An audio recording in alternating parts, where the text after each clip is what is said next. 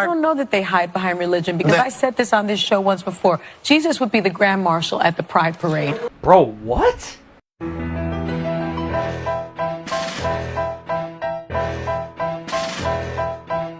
If you're so afraid, why are you going over there? Yeah. If they scare you so much, leave them alone. When stuff scares me, I leave it alone. If I don't want to be bothered, I don't go there. See, that's the problem. Yeah, nobody's afraid of homosexuals. Nobody. You know, people keep saying that the rest of the world, the rest of normal human beings are afraid of homosexuals because somebody somewhere came up with the term homophobic, which literally means to be afraid of homosexual people. Believe me when I tell you, nobody is afraid of homosexual people, because it's not the people that we're talking about. It's the act, especially the act that we don't want displayed in front of our children. You don't want to just have your feelings. You want everybody else to join you. And you know what? You can scream, you can cuss, you can do all the things that you say. But you know what?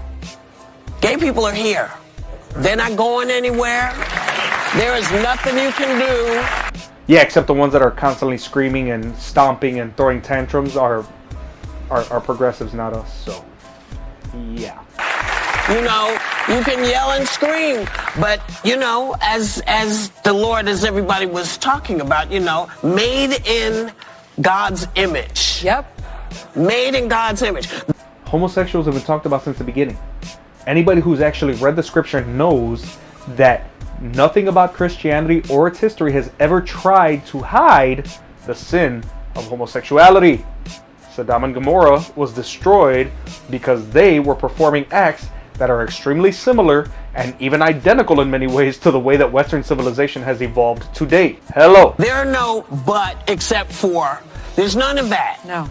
Being made in God's image has nothing to do with sin. Adam and Eve were made in God's image directly, not even through normal procreation, and they still participated in sin, disobedience. What are you talking about? Keep that in mind when you're trying to figure out where you stand as a human being, let alone a Christian. We'll be right back. Yeah, I stand with God. I don't stand with human beings. So what people of your ideology think about how Christians feel about homosexuality is completely irrelevant to me, considering that I decided long ago that I cared more about what God thinks than what you think. So, yeah. So I really want to talk about what Sonny Hostin said in the beginning about Jesus being the Grand Master at an LGBTQ parade. That would never happen. And anyone that's ever actually read the scripture and knows about Jesus Christ and his 3-year ministry would know that Jesus Christ would never be the Grand Master at an LGBTQ parade where he is condoning and perpetuating people's sin. Want to know how I know that? Check this out. Jesus Christ in the book of John was confronted by a situation where a woman was caught in adultery. And instead of telling the woman that what she did was okay, that's not what he did. What he said was, everyone else here cannot judge because you are all sinners just like her. Now, did that mean that he was condoning what had happened? No.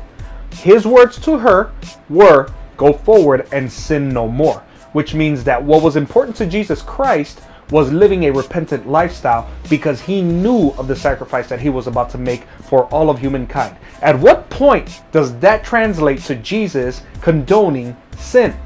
Now, I actually typed out a script for this last part because I wanted to make sure you got it just right.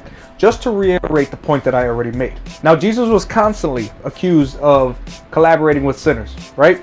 Jesus' response to those who would separate themselves from others was simple. It is not the healthy who need a doctor, but the sick. I came not to call the righteous, but the sinners. Mark chapter 2, verse 17. So if he's clearly saying that the sinners are the sick ones, what in the living heck would make you think that he would be a grandmaster at a gay parade, when he clearly has referred to those living in constant sin as the sick and not the righteous? Are you serious? To further that point, the religious leaders of the day saw sinners as a social problem that needed to be fixed, but Jesus saw them as people created in his image who needed to be liberated. Liberated not from the social pressures of doing the right thing and the moral code written on their heart by God, but liberated from the sin that they were constantly involved in. He wasn't as concerned that their badness would rub off on him, as he worried about his goodness influencing them. He wanted his righteousness to rub off on sinners so that they would sin no more. I don't know about you guys, but I think we need a different view.